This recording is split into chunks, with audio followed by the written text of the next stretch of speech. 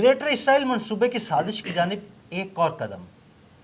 اسرائیل کا شام کو 4 حصوں میں تقسیم کرنے کا خوفناک منصوبہ بے نقاب ہو گیا۔ یہ 4 حصوں میں تقسیم کرنے کا خوفناک منصوبہ کیا ہے؟ آئیے عامر رضا سے جانتے ہیں۔ جی عامر بھائی، گریٹر اسرائیل کے لیے جو نیتن یاہو کی کوششیں ہیں وہ دن بہ دن تیز ہوتی جا رہی ہیں، اور اب شام کو 4 حصوں میں تقسیم کرنے کا ایک منصوبہ بھی بے نقاب ہوا ہے۔ یہ ہمارے ناظرین کو بتائیے گا کہ یہ 4 حصوں میں تقسیم کرنے کا منصوبہ کیا ہے؟ بسم اللہ الرحمن الرحیم۔ بڑا ٹچی سا سوال ہے، اور اس میں شاید مجھے اپنے جذبات پہ قابو بھی نہ رہے، کیونکہ یہ مجھے نبی اکرم صلی اللہ علیہ وآلہ وسلم کی وہ حدیث سچ ثابت ہوتی نظر آ رہی ہے، اور وہ سچ ہی ہے، لیکن اس کا وقت معین جو ہے ہمیں پتہ نہیں ہے۔ حدیث تو سچ ہے، اور 100% سچ ہے کہ شام کے شمال میں دابق یا عمق میں جو ہے فوجیں، رومی فوجیں یا آپ اس کو یورپین فوجیں کہہ لیں، وہ اتریں گی، اور 80 جھنڈے ہوئیں گے، اور ہر جھنڈے کے نیچے کوئی 90,000 80,000 لوگ ہوں گے، جو کہ تقریباً 9 لاکھ کی فوج بنتی ہے، اور اس کا مقابلہ مسلم فوج کرے گی جس کی تعداد 25 سے 80,000 کے قریب ہوگی، اور اس فوج کی قیادت جو ہے امام مہدی کریں گے۔ آپ عدیل بھائی پوچھ سکتے ہیں اس موضوع پہ کہ آپ یہ کہاں گریٹر اسرائیل، اور کہاں دامک یا عمق کا میدان، اور کہاں یہ فوجیں، اور یہ سب شروع ہو گیا جی۔ پتہ نہیں آپ لوگ اس کو کس نظر سے دیکھتے ہیں، لیکن میں اس نظر سے دیکھ رہا ہوں کہ اس ساری حدیث کے اندر اگر آپ اس کو مسلم میں ہے جی، مسلم میں موجود ہے یہ حدیث، آپ دیکھ سکتے ہیں اس کو، کہ اس میں جو نقشہ کھینچا جا رہا تھا وہی نقشہ بین ہی بنتا چلا جا رہا ہے۔ اس میں ذکر ہے کہ استنبول جو ہے اس پر یہ فوجیں قبضہ کر لیں گی، اور پھر مسلمان ان پر فتح حاصل کریں گے۔ اب اس سارے گریٹر اسرائیل کے منصوبے کو جو نام دیا جا رہا ہے وہ ڈیوڈ کوریڈور، یعنی حضرت داؤد علیہ السلام کا نام لے کر جہاں تک ان کی ریاست تھی اس کو ڈیوڈ کوریڈور کے نام سے کیا جاتا ہے۔ کبھی ابراہیم اکارڈ کی بات کی جاتی ہے کہ جس میں تینوں مذہب کے لوگ جو ہیں ان کو شامل کیا جائے گا، اور شامل ہو بھی جانا ہے۔ اس میں مسلمانوں کے بہت سارے گروہ جو ہیں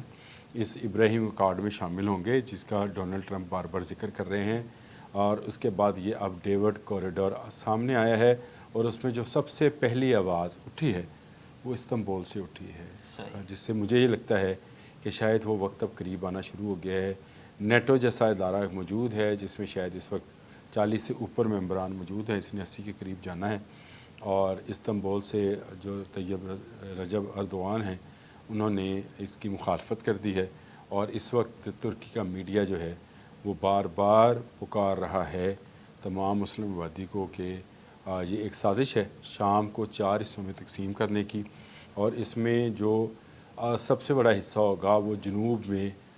درود قبائل کے پاس ہوگا۔ اب درود قبائل کیا ہیں؟ یہ اسماعیل درزی جو ہے یہ اس کے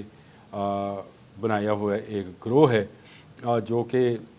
جولان کی پہاڑیاں اور پھر شام کا مختلف حصہ اس میں شامل ہے، اور ان کی سب سے بڑی وفاداری یہ ہے کہ یہ اسرائیل فوج میں بھی شامل ہے۔ اچھا، یہ خود کو مسلمان کہتے ہیں جی، اور وحدون یا اخدون ان کا ہے کہ ہم صرف ایک اللہ احد کی جو عبادت ہے اس کو کرتے، اس کے نیچے وہ کسی کو مانتے نہیں ہیں، اور خود کو یہ مسلمان بھی کہتے ہیں۔ پھر یہ جو ہیں یہ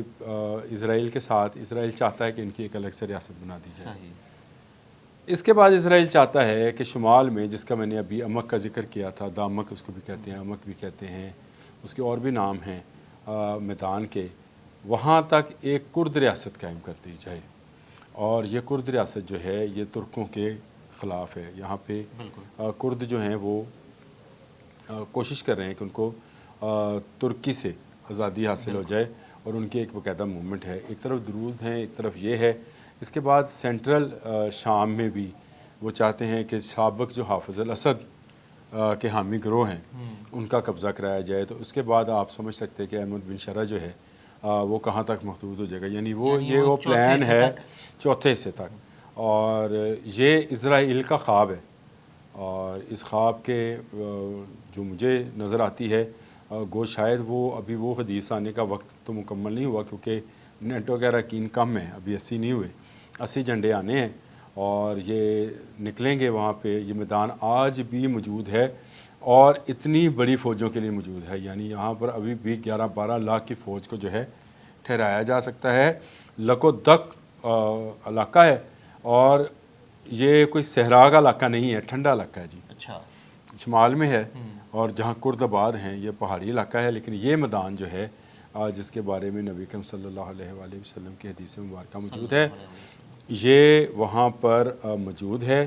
اور اس پر ساری کی ساری لڑائی ہونی ہے، اور ابھی جو ترک ہیں وہ آگے۔ مجھے عادل صاحب، میں کیونکہ ایک عام سا مسلمان ہوں، اور آپ ہمیشہ اس طرح کے سوال کرتے ہیں جو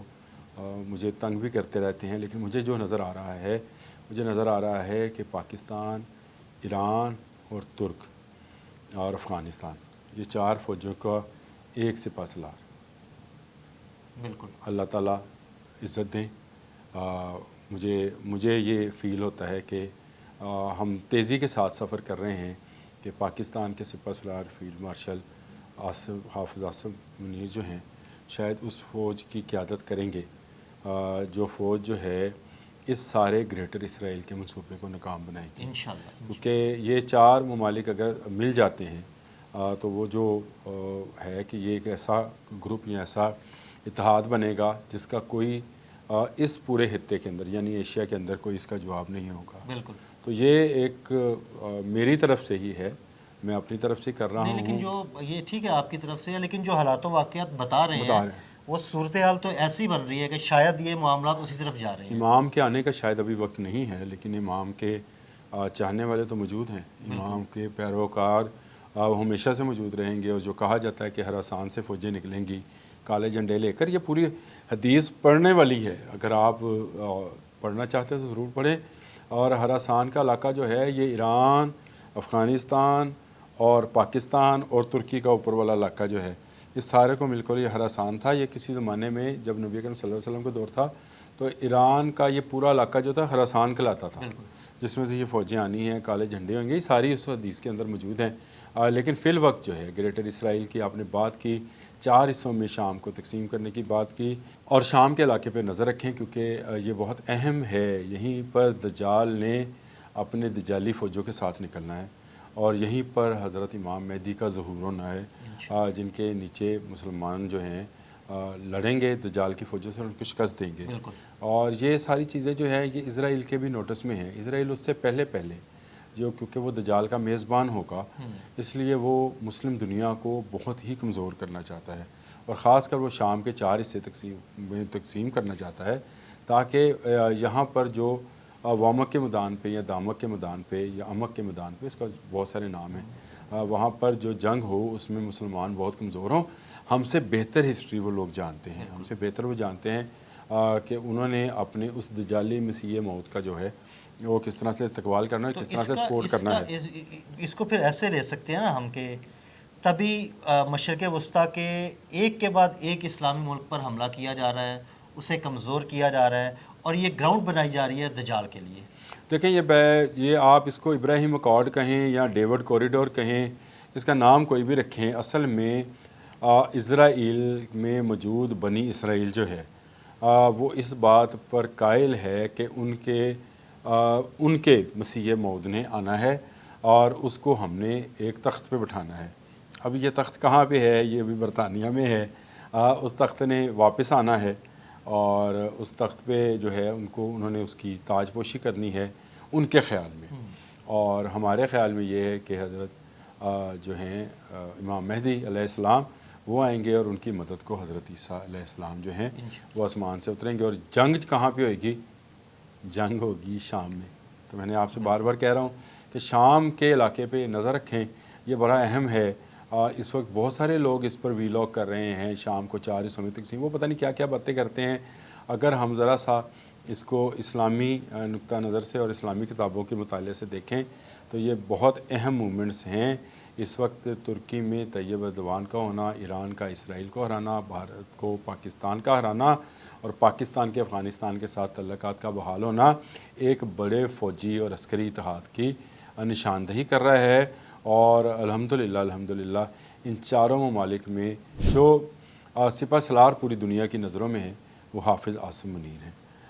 یہ بڑی خوشائند بات ہے، اور انشاءاللہ تعالی گریٹر اسرائیل کا کوئی بھی پروجیکٹ ہو وہ کسی بھی نام سے ہو اس کو کبھی ہم کمپلیٹ نہیں ہونے دیں. انشاءاللہ. بہت شکریہ عامر بھائی. جی بالکل گریٹر اسرائیل اور شام کو 4 حصوں میں تقسیم کرنے کا جو منصوبہ ہے نیتن یاہو کا